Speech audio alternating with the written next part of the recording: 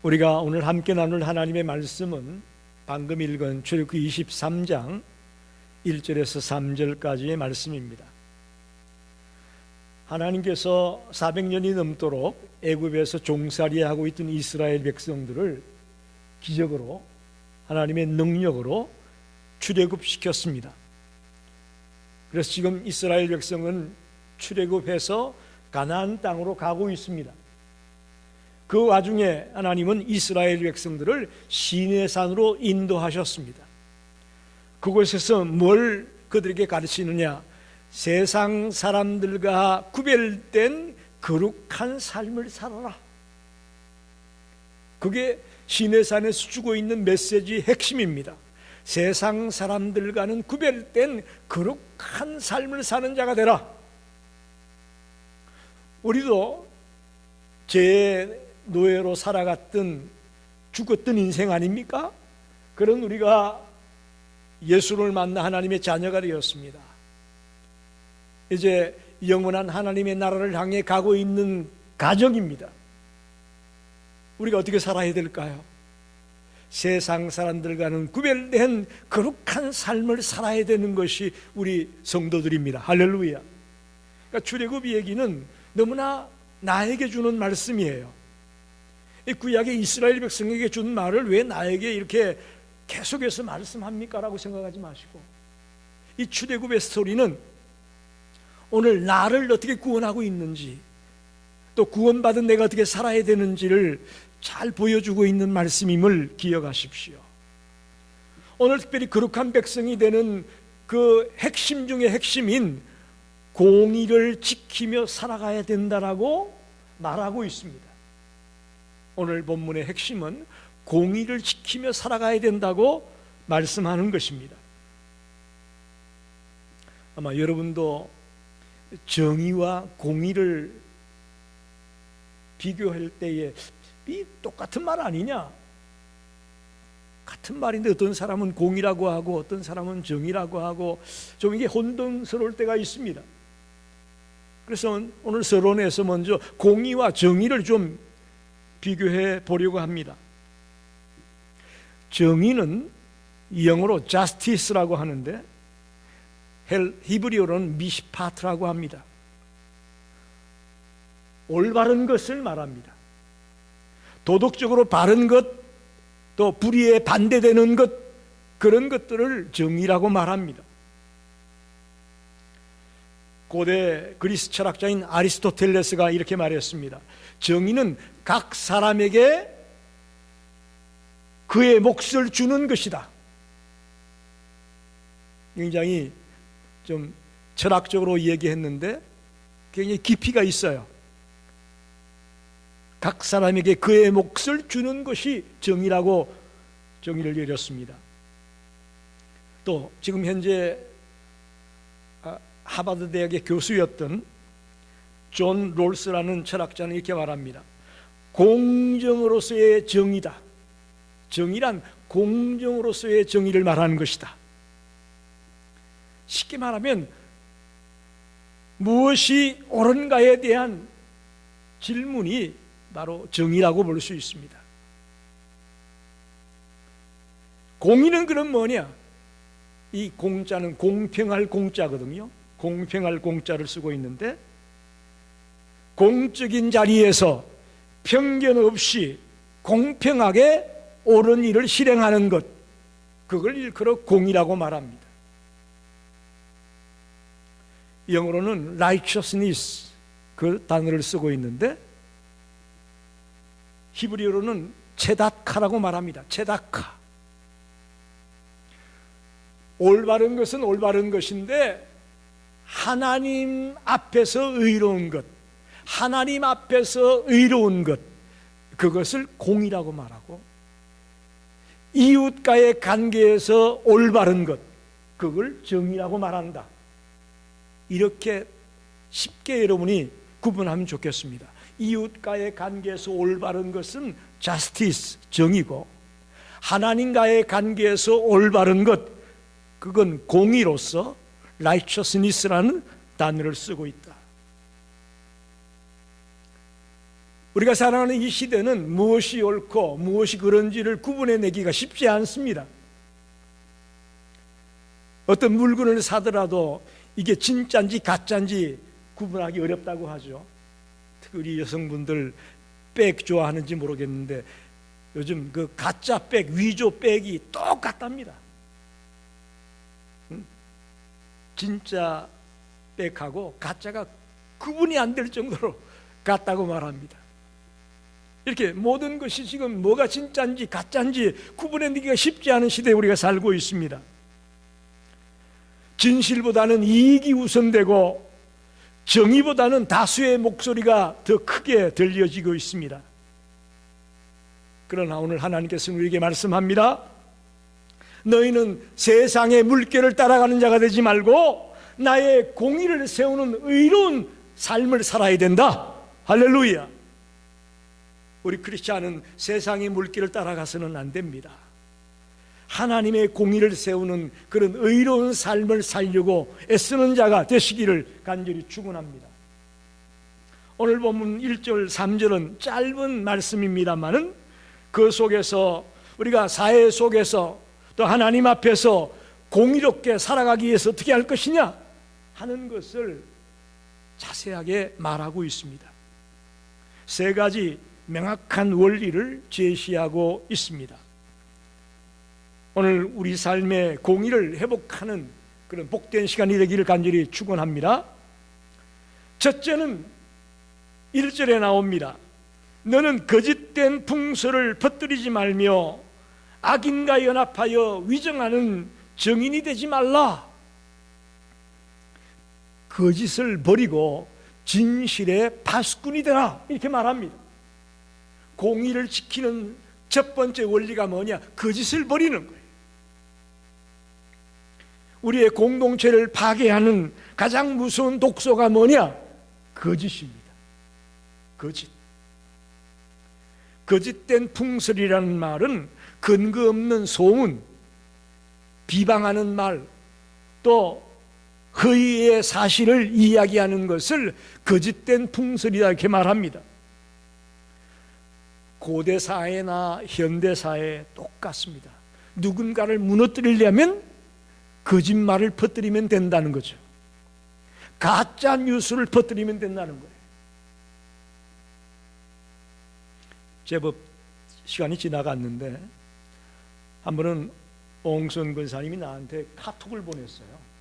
생전 그런 거 안 보내시는 분인데, 그래 그 카톡 내용이 뭐냐 보니까 김정은이가 죽었다는 거예요. 뭐 실제로 뭐 연결식을 하고 뭐 하여튼 얼마나 정확하게 그 영상을 꾸몄는지 그걸 보고 진짜 죽었다고 신이 나가지고 나한테 목사님 신나요 이러면서 보낸 거예요.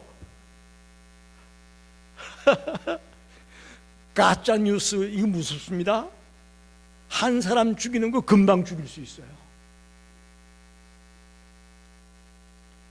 성경은 단순히 거짓말하지 않는 것에 그치지 않고 확인되지 않은 말을 하는 것도 그것도 잘못된 것이라고 말합니다.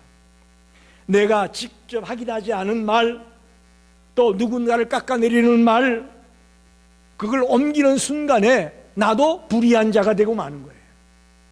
나도 공범에 해당되는 거예요. 특별히 악인과 연합하여 위증하지 말라고 그랬죠?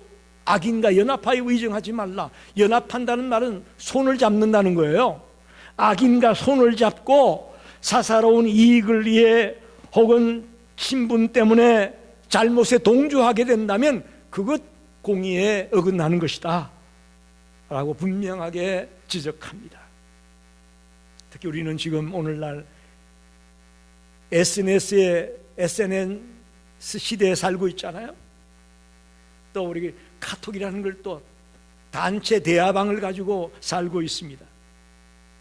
그래서 수많은 정보에 우리가 노출되어 있습니다. 근데 꼭 정직한 말, 진실된 말만 거기에 나오는 거 아니거든요. 조금 전에 예를 들었던 것처럼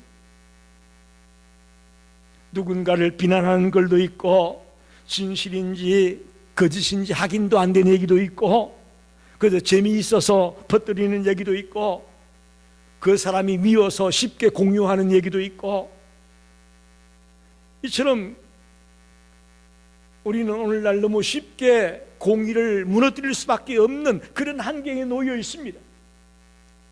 특별히 우리를 무너뜨리는 것이 거짓이라는 것을 기억하십시오.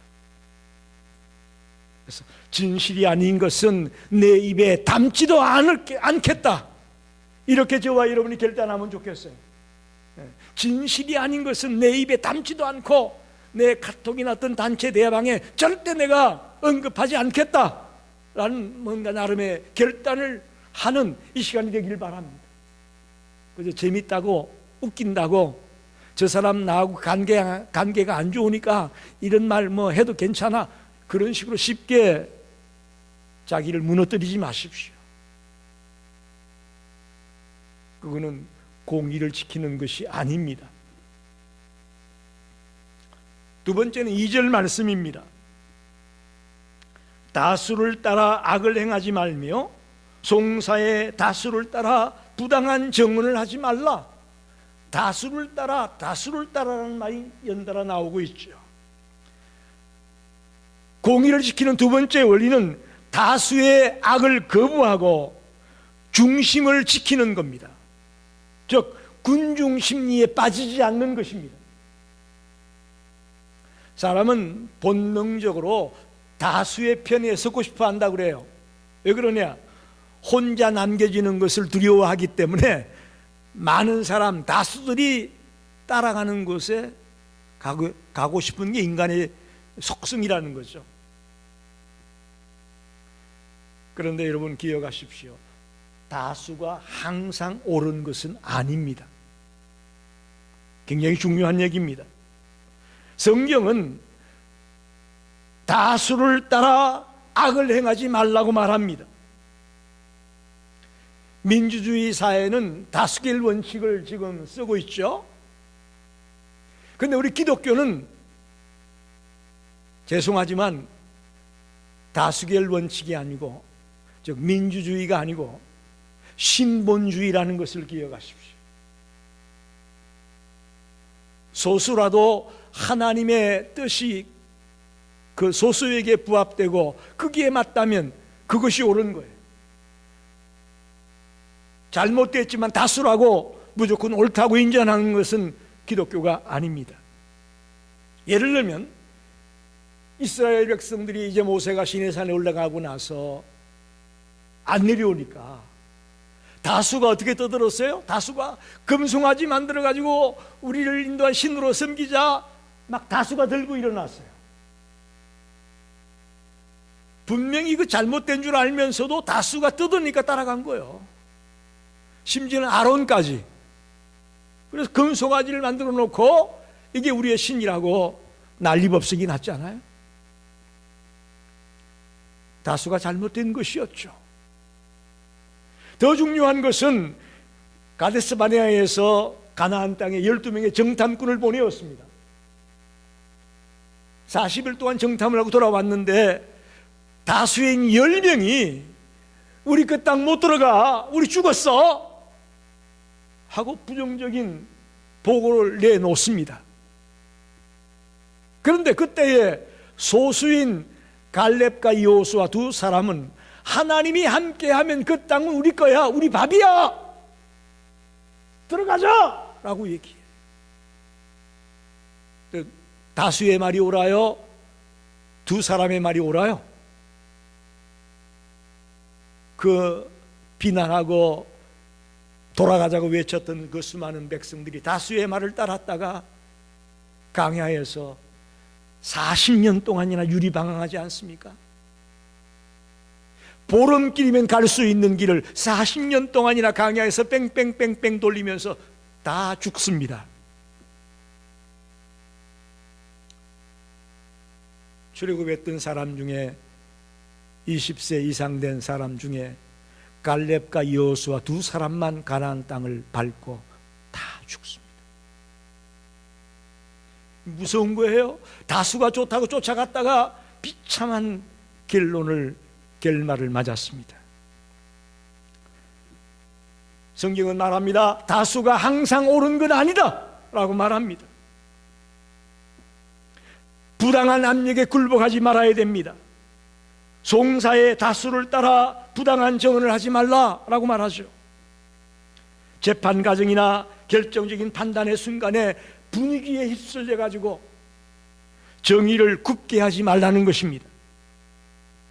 직장이나 공동체 안에서 때론 한 사람을 막 몰아세울 때가 있죠. 그럴 때 뭔가 구분도 못하면서 따라가지고 막 몰아붙이는 행위는 잘못된 겁니다. 잘못된 간행인데도 불구하고 다 그렇게 하는데 뭐 그냥 조용히 있어 라고 넘어가면 안 됩니다. 그때 우리 하나님의 백성들은 아니요 라고 당당하게 말할 수 있는 자가 되기를 바랍니다. 그게 공의를 지키는 원리입니다. 다수를 따라 악인데도 불구하고 따라가지 말고 잘못되었을 땐 과감하게 아니오라고 얘기할 수 있는 자가 공의를 지키는 원리라고 가르칩니다.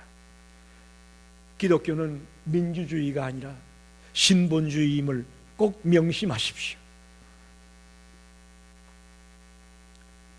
우리의 삶의 기준이 남들도 다 하는데 뭐 그냥 조용히 따라가자라는 생각을 하는 사람이 있고, 하나님이 뭐라고 말씀하고 있느냐 여기에 더 무게를 두는 사람이 있고,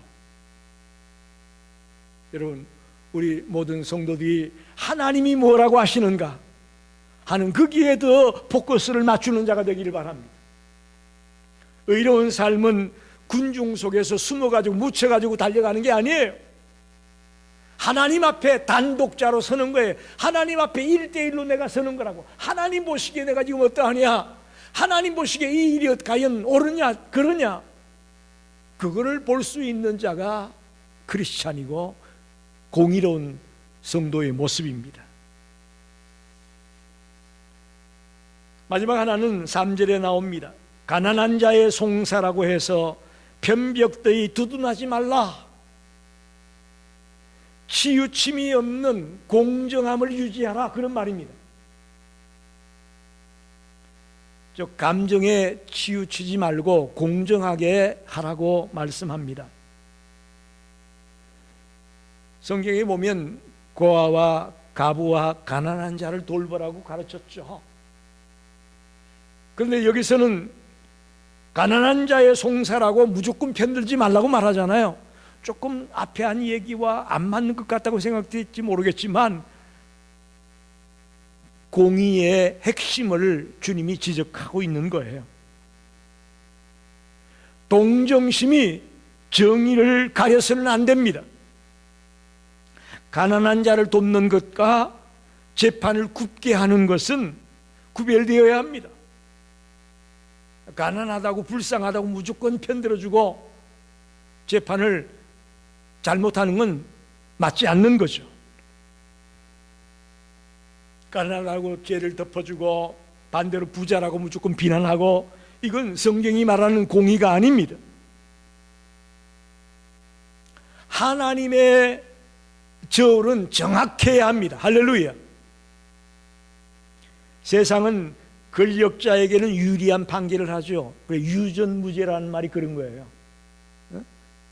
돈도 많고 권력이 높고 하는 사람에게는 유리한 판결을 이루려고 하고, 또 때로는 대중적인 감정에 휘말려 가지고 감정적인 비난을 막 쏟아내기도 하고, 인간의 저울이라는 것은, 인간의 잣대라는 것은 일정하지가 않아요. 그러나 하나님의 의는 공정한 저울임을 기억하십시오.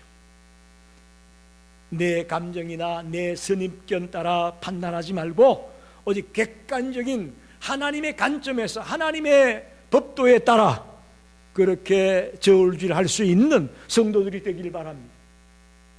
그게 공의를 지키는 성도의 모습인 거죠. 여러분, 교회 내에서도 갈등이 있을 수 있습니다. 예를 들어 볼게요. 한쪽은 나와 이민 초창기부터 늘 같이 지냈고 이 교회에 오랫동안 같이 신앙생활하는 성도고, 또 한쪽은 이제 온 지 얼마 안 된 신입 교인인데 부자고. 자, 이런 교인들끼리의 문제가 생겼다고 할 때에 우리는 본능적으로 어떻게 하는지 아십니까? 오랫동안 같이 이민 생활했고 오랫동안 같이 교회 생활했던 이 성도 편을 무조건 든다는 거예요.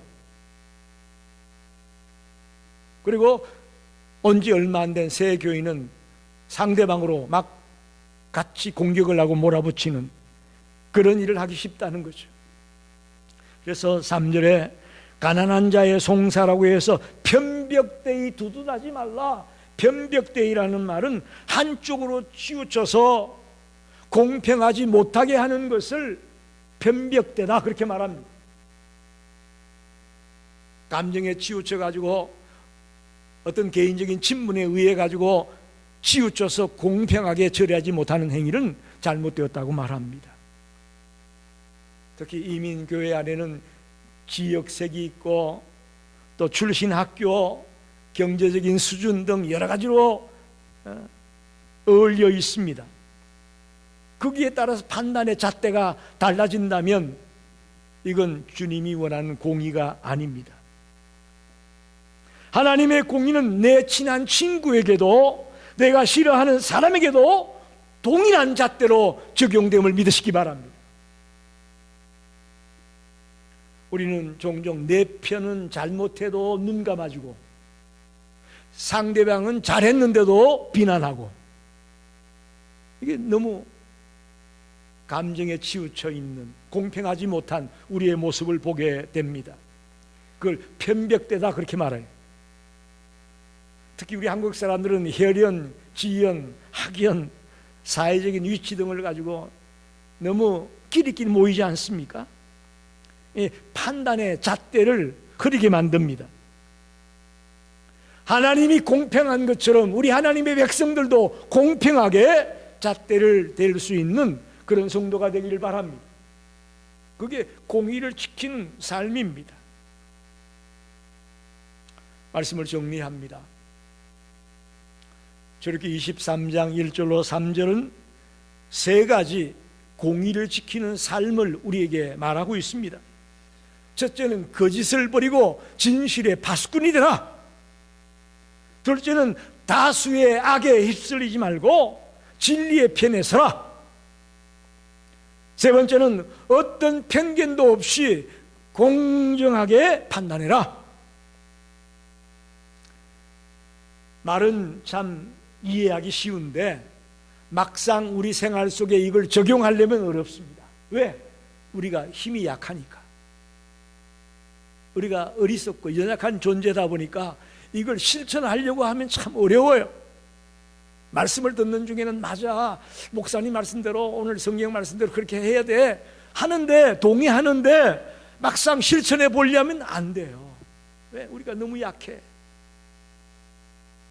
우리는 너무 쉽게 소문에 솔깃하게 넘어가고 다수의 목소리에 그냥 위축되고 내 감정을 따라서 쉽게 판단하기 쉽습니다. 여러분, 그래서 우리에게 누가 필요하냐? 우리에게 예수 그리스도가 필요함을 믿습니다. 예수님은 많은 사람들이 예수님을 십자가에 못 박아 죽으라고 소리 질렀을 때에도 하나님의 뜻을 따라 하나님의 공의를 묵묵히 이루어가지 않았습니까? 우리는 그 예수님을 붙들고 그 예수님처럼 따라가야만 될 것입니다. 그러면 죄인인 우리를 무조건 두둔하고 하나님의 자녀라고 하지 않았습니다.